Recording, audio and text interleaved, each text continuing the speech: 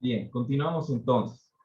Cuando nosotros vamos a revisar el sistema de frenos, ¿qué es lo que vamos a revisar en primer lugar? El líquido de frenos, ¿de acuerdo? La mayoría de los vehículos, en este caso, ustedes saben que llevan el líquido DOT3. Sin embargo, los vehículos más modernos llevan el líquido del tipo DOT4. ¿Ustedes creen que son compatibles? Es decir, que se pueden mezclar.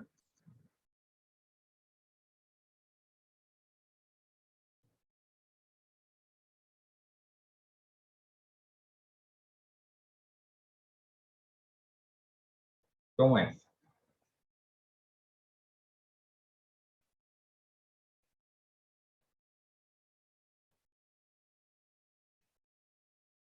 Bien. El líquido de frenos del tipo DOT3 tiene una temperatura de ebullición. Ahorita no me acuerdo muy bien, pero estamos hablando, por decir un caso, ¿no? Estamos hablando de 300 grados centígrados. Es decir, puede soportar hasta los 300 grados centígrados de temperatura antes de comenzar a degradarse. En cambio, el líquido de frenos DOT4 tiene una temperatura superior. Tampoco ahorita me acuerdo muy bien el dato, pero, por ejemplo, podríamos decir que soporta hasta los 400 grados centígrados. El origen, es decir, el material de partida del cual están elaborados estos dos líquidos, es exactamente el mismo, ¿de acuerdo? Entonces, de que se pueden mezclar, sí se pueden mezclar, pero lo recomendable es seguir lo que te dice el fabricante. ¿Eso qué quiere decir? Lo que está impreso en la tapa del reservorio, ¿de acuerdo? Bien, ahora pasamos al sistema de combustible. Este está bien. Bueno, ya les he dicho. En el combustible estamos hablando de sistema de combustible. Bueno, en realidad es el sistema de alimentación. Rodamientos. ¿De qué manera podríamos revisar los rodamientos? ¿Cómo nos pueden afectar?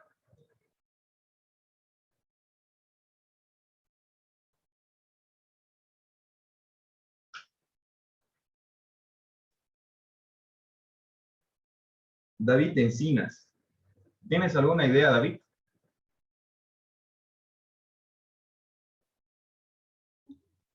Con el frenado de las llantas, tal vez. Mm, Sí, puede ser probablemente cuando tú estés rodando tu vehículo, lo estés manejando y tus rodamientos estén en mal estado, tú comiences a frenar y el volante se te empiece a balancear, ¿de acuerdo?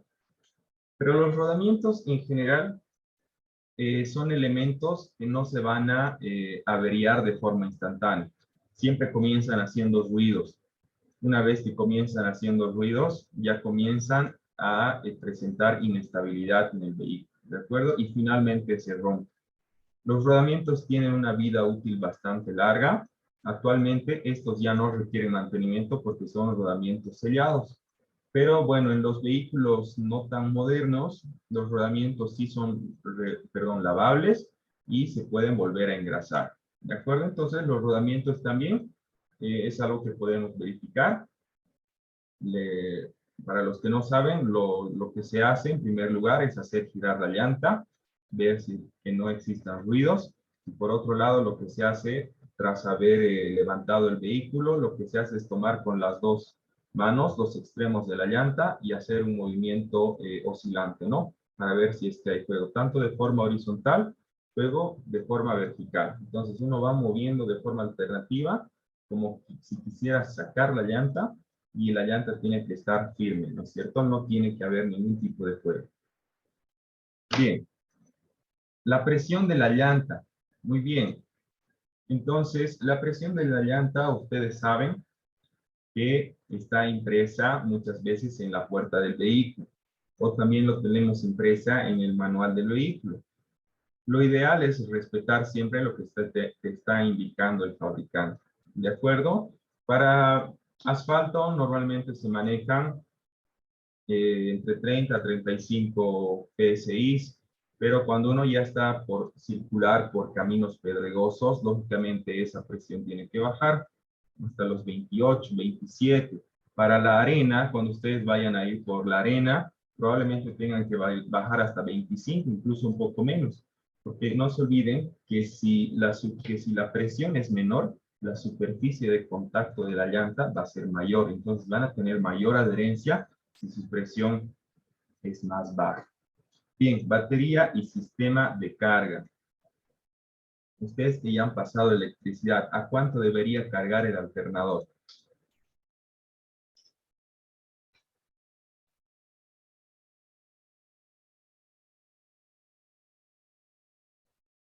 ¿Alguna idea?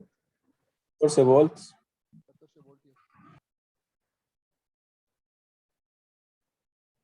14 voltios, dice. 12.5. Ya, muy bien. Es 12.4, profe. Ya, está bien. Bien. Aquí vamos a hacer un pequeño paréntesis, ya solamente para refrescarles la memoria. La batería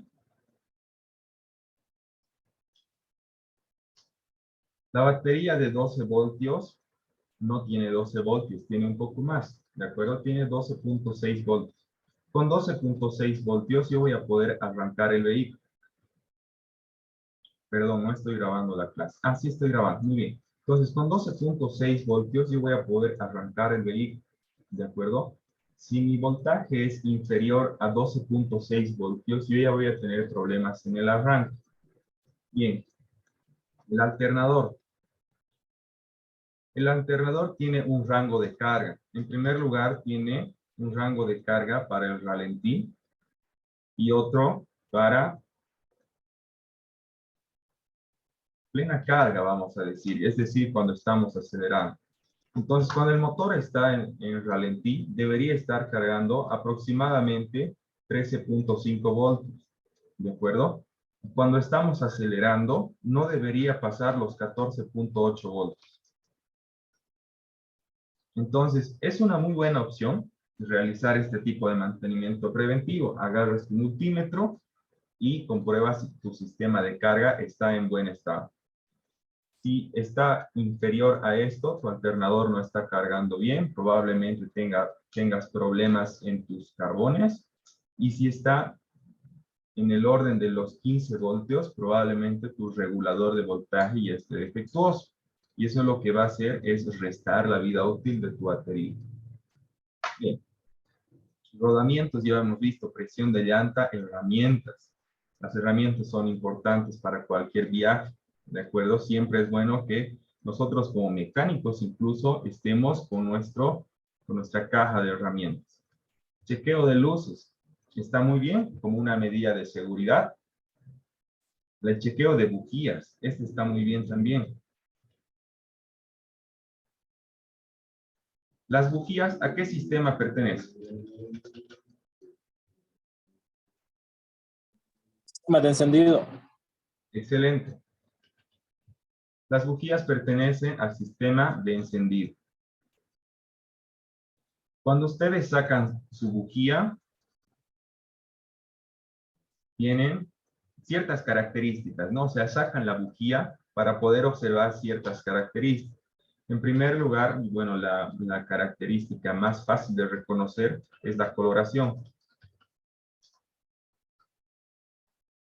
Hay 3 tipos de coloración. Bueno, vamos a decir 2, pero una característica adicional. En primer lugar tenemos el color ladrillo, luego tenemos color negro y, bueno, finalmente, cuando está húmedo.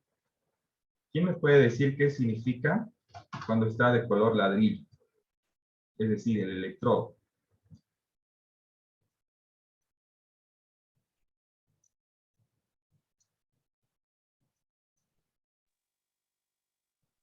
Mezcla obra. No, no es la mezcla pobre. ¿Alguien?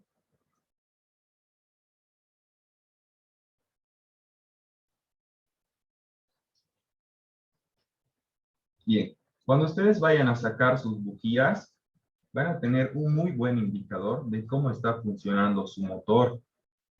Entonces, para ello, lo primero que tienen que hacer es observar la coloración de los electrodos.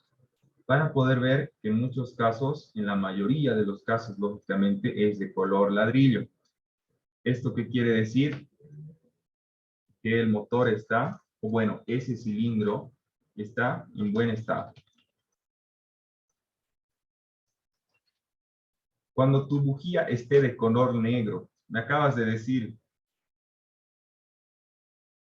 hay un problema en la mezcla. ¿Ustedes creen que sea rica o que sea pobre? Rica. Rica, excelente, Humberto. Entonces, la mezcla, cuando la mezcla es rica, la bujía va a tener una coloración negra. Va a tener como carbonilla, ¿de acuerdo? Han debido ver también. Y cuando la bujía está húmeda, ¿qué significa? Está quemando aceite. Muy bien. Está quemando aceite. Excelente. Entonces vamos a hablar nuevamente de esta parte que es muy importante y que ustedes la han visto con sus asignaturas del primer semestre.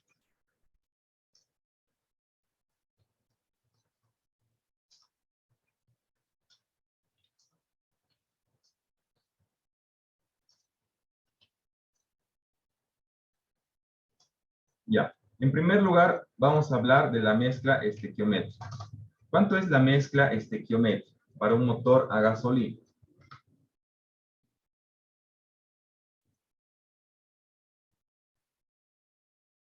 ¿14.7?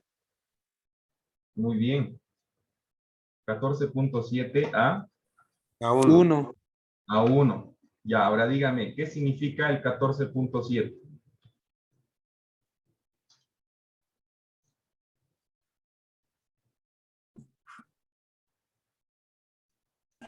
$14 gramos Aire. de aire. Está bien, muy bien, muy bien.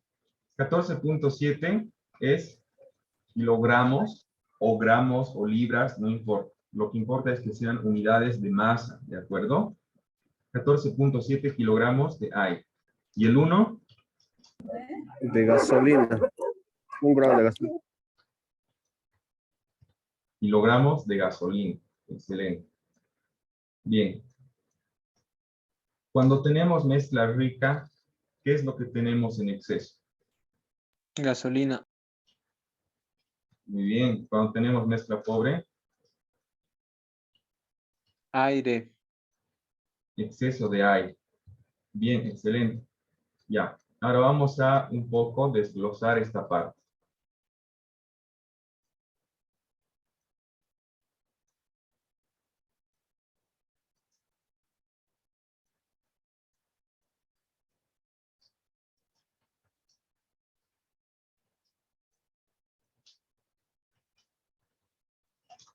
¿Quién me puede decir por qué motivos podemos tener una mezcla rica en el motor? Es decir, yo saco mi bujía y veo que los electrodos están completamente negros. ¿Por qué podría pasar esto?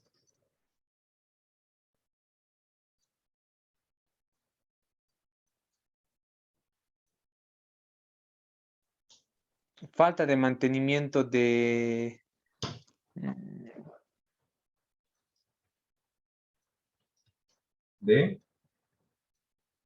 de los inyectores, dice.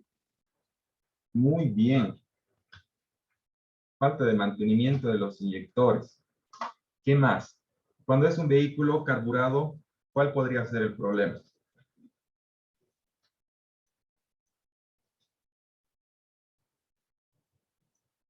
El carburador, ¿no es cierto?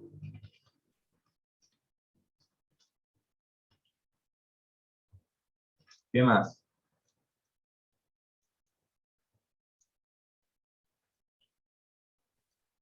Filtro sucio quizá.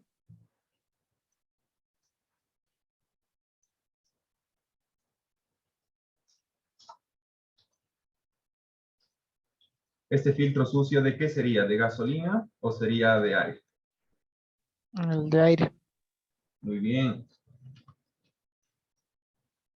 ¿Qué más? ¿Ustedes creen que unas válvulas que estén mal calibradas, que estén muy apretadas o muy flojas, puedan intervenir? Sí, profe. Sí, ¿no ven? ¿No es cierto?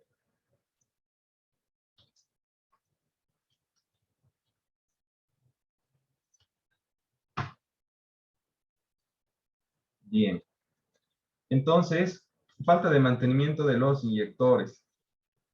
Es una situación que pasa regularmente.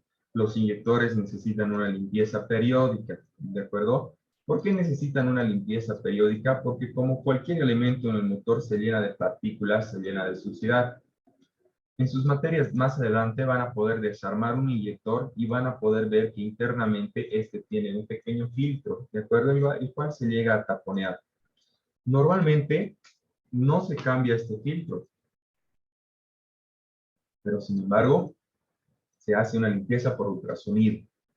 Entonces el ultrasonido ablanda todas estas partículas que están adheridas y bueno, de esa manera se limpia el inyector. Cuando está sucio, el inyector empieza a chorrear. O sea, no solamente pulveriza, además de la pulverización empieza a gotear. Entonces está haciendo que exista una mezcla rica. Mala carburación. El carburador, ustedes saben que necesita un ajuste dependiendo de las condiciones de trabajo. Si es que va a trabajar, por ejemplo, en Cochabamba, o es que va a trabajar en Santa Cruz, o va a trabajar en La Paz. ¿Ustedes creen que en La Paz necesita mayor ingreso de combustible o menos ingreso de combustible? Menor combustible. Menos combustible, muy bien. ¿Por qué necesita menos combustible? Porque en lugares de altura hay menos aire. Entonces, si vamos a tener menos aire, vamos a necesitar menos combustible. Bien, filtro de aire sucio. Y creo que no hay donde perderse. Lógicamente, un filtro de aire sucio va a obstruir la circulación de aire. Por lo tanto, vamos a tener un defecto de aire y un exceso de combustible, ¿de acuerdo? Y por último, unas válvulas descalibradas. Eso lógicamente va a suceder. ¿Por qué? Porque probablemente estas válvulas estén muy cerradas o estén muy abiertas. Y eso va a hacer que exista una mezcla rica o también puede ser que exista una mezcla pobre. Ahora vamos a hablar de los motivos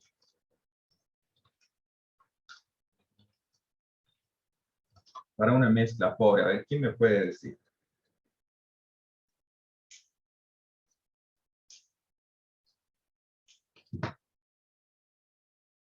Inyectores sucios o tapados. Una vez he visto eso. También.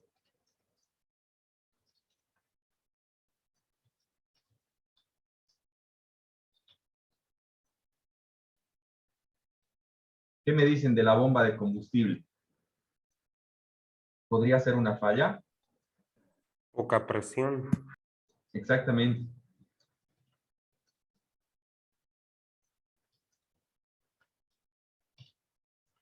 Si aquí hemos hablado de un filtro de aire sucio, aquí hablaríamos de un filtro de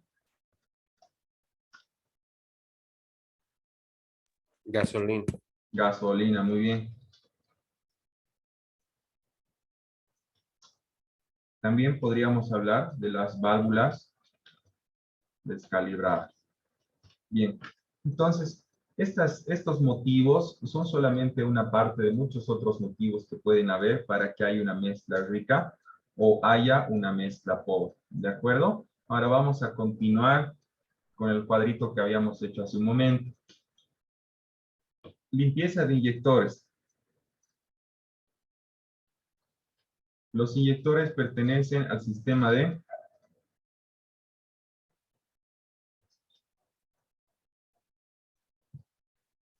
Américo Huarachi. ¿A qué sistema pertenecen los inyectores?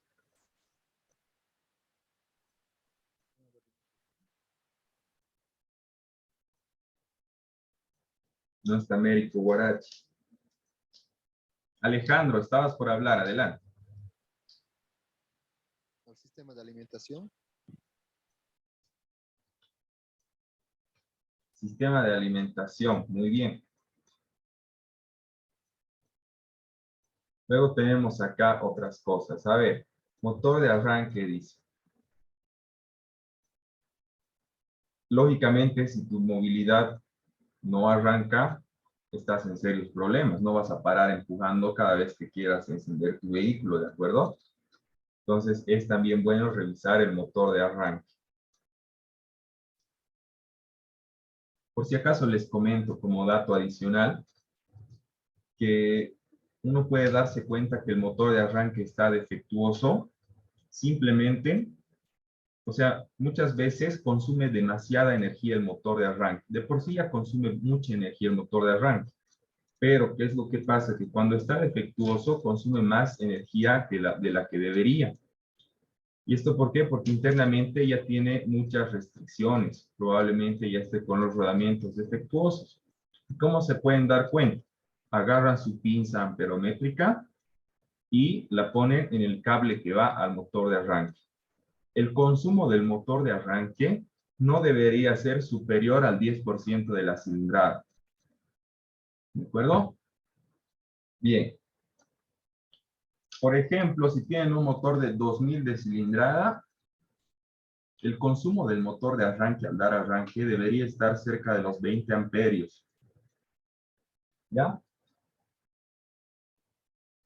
Luego tenemos revisión del sistema eléctrico. Está muy bien también. Si estamos hablando del sistema eléctrico, ya hemos hablado de la carga, hemos hablado de la batería, hemos hablado de las luces también. Cambio de aceite. ¿A qué sistema pertenece el aceite? Sistema de lubricación. Muy bien. El aceite pertenece al sistema de lubricación. Es prácticamente como la sangre que tiene el motor. Entonces vamos a desglosar también esta parte que es muy importante.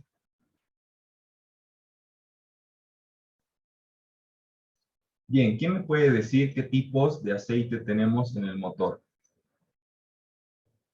Bueno, para el motor.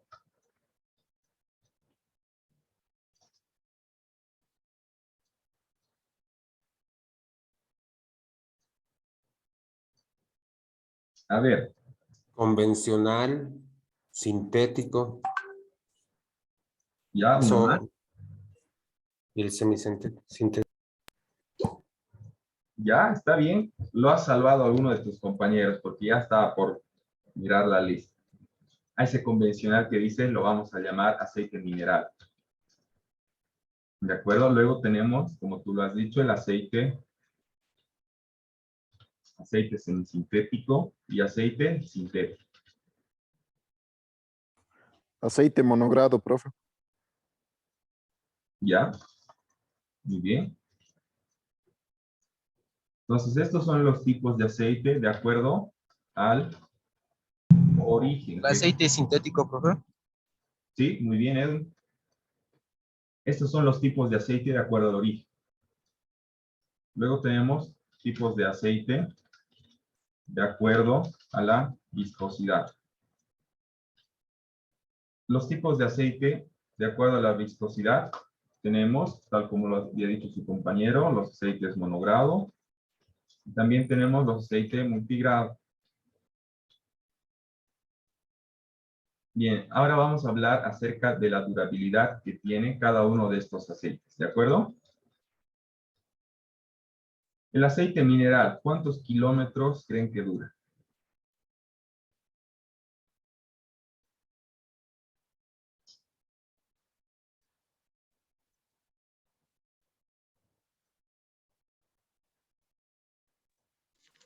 Tres 3.000 kilómetros, más o menos.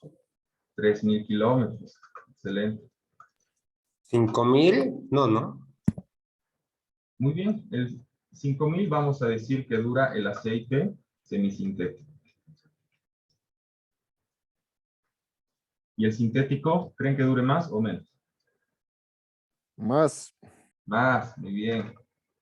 8.000. Puede ser 7000, puede ser 8000. ¿De acuerdo? ¿El aceite mineral es el más barato o el más caro? El más Barato. barato. El más barato, ¿no es cierto? Luego tenemos el semisintético y el más caro es el aceite sintético. Porque lógicamente tiene una mayor durabilidad. Sin embargo, ¿ustedes creen que esto es ley? ¿Esta durabilidad es ley? No. Por supuesto, no es ley, ¿de acuerdo? Eso tienen que tener muy en cuenta. Esta durabilidad es aproximada. No es lo mismo que tú manejes tu vehículo en la ciudad a que manejes tu vehículo en el campo, en lugares polvorientos, a lo que lo manejes en ripio, ¿de acuerdo? Entonces, la durabilidad es relativa al tipo de trabajo que tú le estás dando a tu vehículo. Y depende a qué vehículo sea igual, profe. Exactamente, muy bien, vamos a hablar de eso, bien que lo has dicho. Vamos a hacer un caso práctico. A ver, tengo un vehículo NOA 2002 y tengo un vehículo, vamos a decir un Corolla 2019. Y luego tengo algo más, vamos a poner algo más para hacerlo más interesante. Y luego tenemos un Ipsum 99 a gas. ¿Qué aceite le pondrían a cada uno de ellos? A ver, quiero escuchar.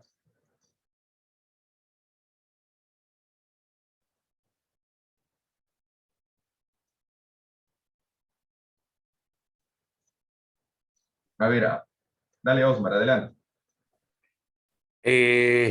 Mineral al Ipsum, Ya, semisintético al NOA y sintético al Corolla.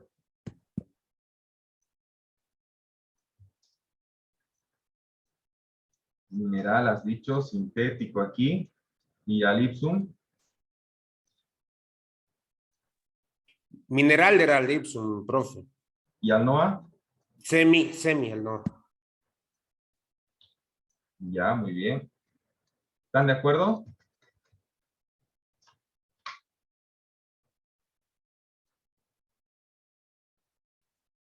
Ya. A ver, Osmar, ya que tú has participado, me has hablado del tipo de aceite dependiendo del origen. Pero, ¿qué grado le pondrías?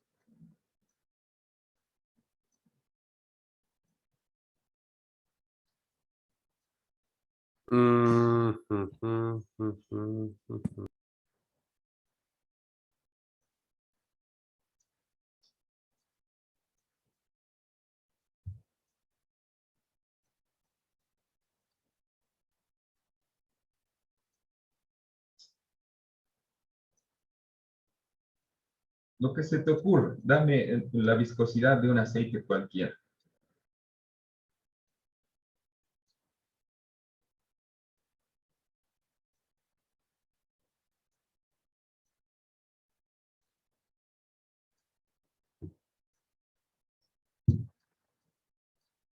¿Alguna idea? ¿Alguno de ustedes que tenga movilidad y le haga el cambio de aceite?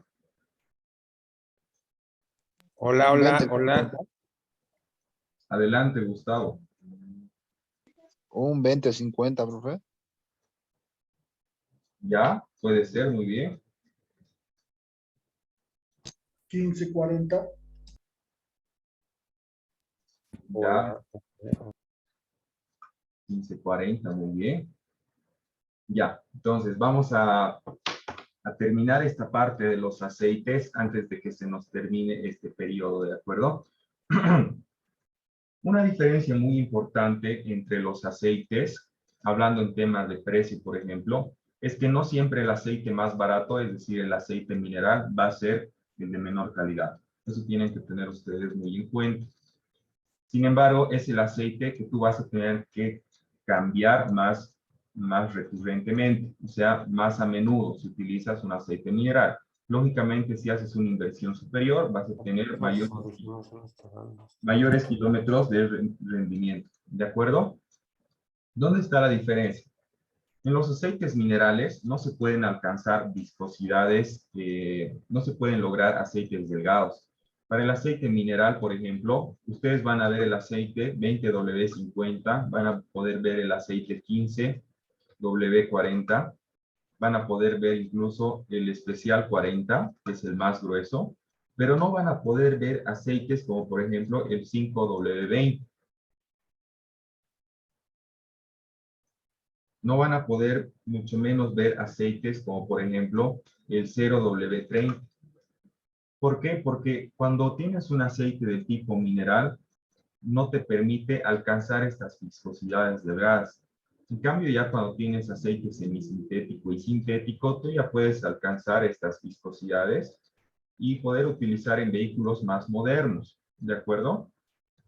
Ahora, ¿ustedes creen que yo puedo utilizar en este NOA 2002 un aceite 2050?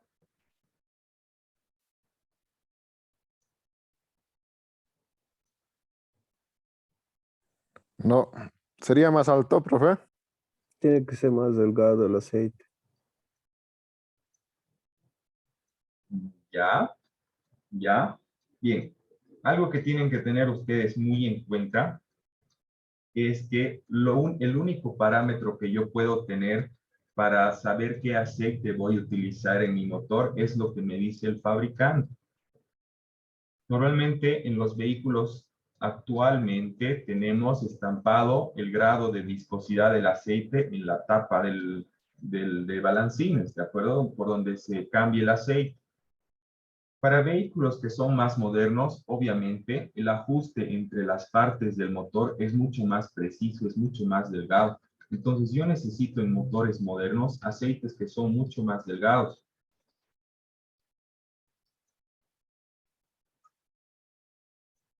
Ahora, este 15W40 puedo utilizar aquí, puedo utilizar también aquí y puedo utilizar también acá. En el Ipsum, vamos a decir. Pero ¿qué es lo que me determina en realidad qué tipo de aceite voy a utilizar? Es el fabricante. ¿De acuerdo? Normalmente, ¿qué es lo recomendable?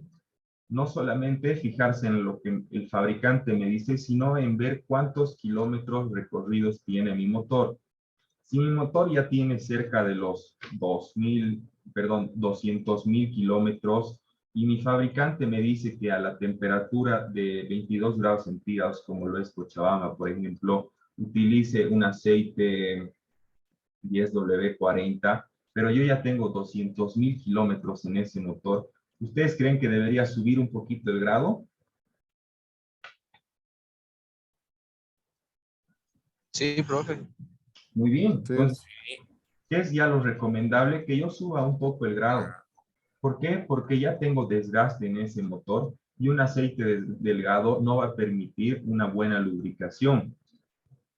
Ahora, ¿qué pasa si este aceite 20W50, que es grueso, ustedes ya saben eso, utilizo en este Corolla que es del año 2019, motor moderno, aceite grueso?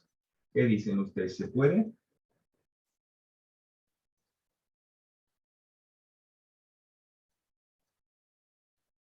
No, tiene poco kilometraje seguramente.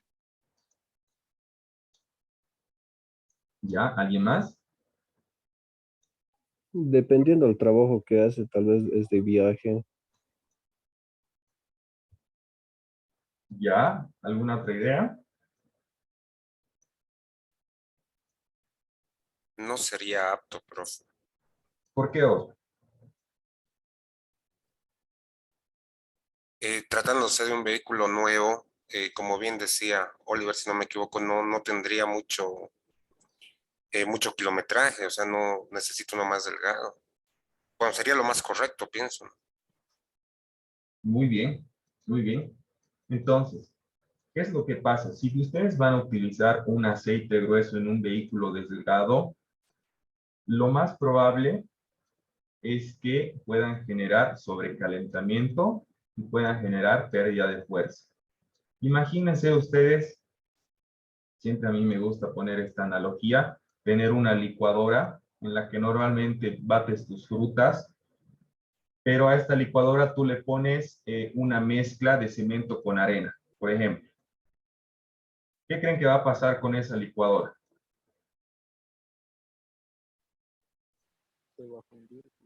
Pierde fuerza, no va a girar, tal vez. Ya no tiene la misma fuerza. Sobrecalienta y deja de funcionar. Exactamente, hasta se puede llegar a quemar, ¿no es cierto? Entonces, de lubricar, va a lubricar.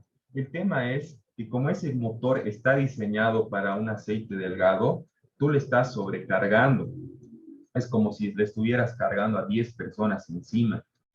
Entonces es por eso que estos motores modernos necesitan aceites más delgados. Entonces, un aceite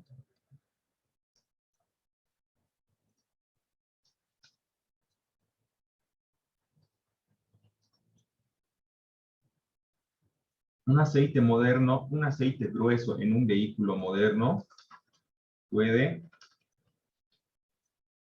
sobrecalentar o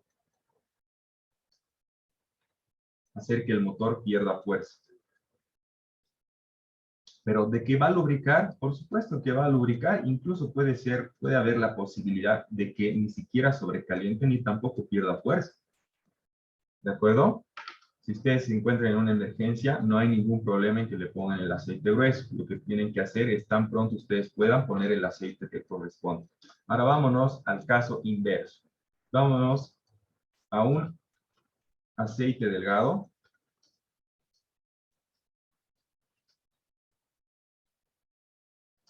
¿Qué creen que pueda pasar si yo utilizo un aceite delgado en un vehículo antiguo? Por ejemplo, en una Peta. Se destrozan. Ya, a ver, su compañero dice, se destroza.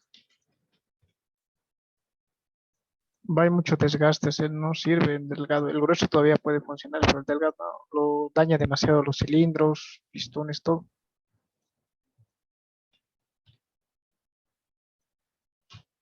Ya, muy bien. Vamos a continuar entonces en otra reunión. Ya voy a concluir esto. Ya se nos ha terminado el tiempo.